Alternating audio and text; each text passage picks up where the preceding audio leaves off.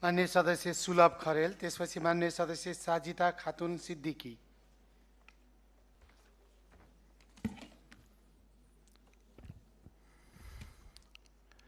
सम्माननीय सभामुखज्यू, यो राष्ट्रिय सभाबाट उत्पत्ति भएर प्रतिनिधि सभामा आएको यस विधेयकको सम्बन्धमा मलाई एउटा कुरा राख्नु मन लाग्यो। यो हामी सबैले देखिरहेका छौँ, सम्भवतः मन्त्रीज्यूलाई पनि थाहा छ। यो एमआरआर भजन भन्ने सुन्नुभएको छ होला मन्त्रीज्यूले। यो देशैभरि चाहिँ एमआरआर भन्ने एउटा मेन्सरुम रिलोडेड भन्ने एउटा संस्था छ। उसले चाहिँ विभिन्न ठाउँहरूमा भजन कीर्तनहरू गाउने गरेको छ।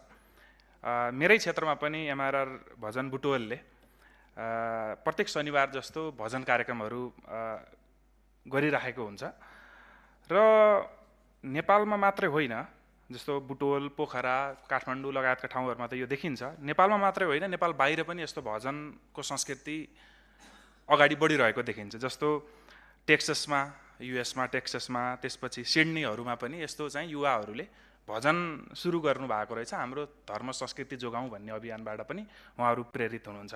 अब मैले यो जोड्न किन खोजेँ भन्दाखेरि यो हामीले यो भजनलाई पनि यो अभौतिक सांस्कृतिक सम्पदा हुन्छ भनेर स्पष्ट रूपमा पनि लेख्नुपर्ने एउटा चाहिँ त्यहाँ देखेको छु मैले त्यो हाम्रो परिभाषा खण्डमा। र अर्को भनेको चाहिँ यो विधेयकले चाहिँ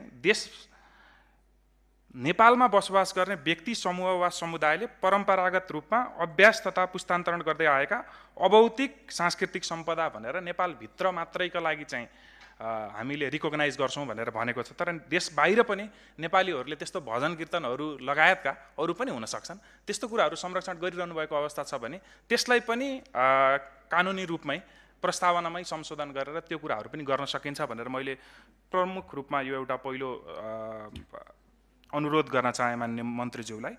दोस्रो कुरा भनेको यो अब हामीले यो 1972मा युनेस्कोको कल्चरल हेरिटेज र नेसनल हेरिटेजको नेचुरल हेरिटेजको सम्बन्धमा ऐन आइसकेपछि विभिन्न हामीले नेचुरल हेरिटेज र कल्चरल हेरिटेजलाई त मान्यता अवश्य दियौँ। त्यसपछि यो 2010मा हामीले साइन गरिसके पश्चात, यो 2003को कन्भेन्सन रेटिफाई गरिसके पश्चात हामीले कल्चरल हेरिटेज अन्तर्गत विभिन्न है, अब जस्तो परम्परागत खेल, उखान, टुक्का, किम्वदन्तीसम्म हामीले यसलाई रिकग्नाइज गर्न खोजिसकेको अवस्थामा हामीले लोकल लेभललाई चाहिँ एकदम इम्पावर्ड गर्नुपर्ने छ। किन भन्दाखेरि स्थानीय तहको पनि क्षेत्राधिकारभित्र संविधानले अनुसूची 8मा स्थानीय तहको भित्र पनि राखेको हुँदाखेरि यसलाई किन भन्दाखेरि स्थानीय तहसँग नै गएर जोडिने भएको हुनाले सबभन्दा बढी त्यहाँको जात जाति समुदायहरू र सिप बोकेका व्यक्तिहरू त्यहाँ जोडिने भएको हुनाले राष्ट्रिय रूपमा त्यो अभिलेखीकरण गर्न त्यसबाट पनि सहयोग पुग्ने पनि अवस्था देखिन्छ।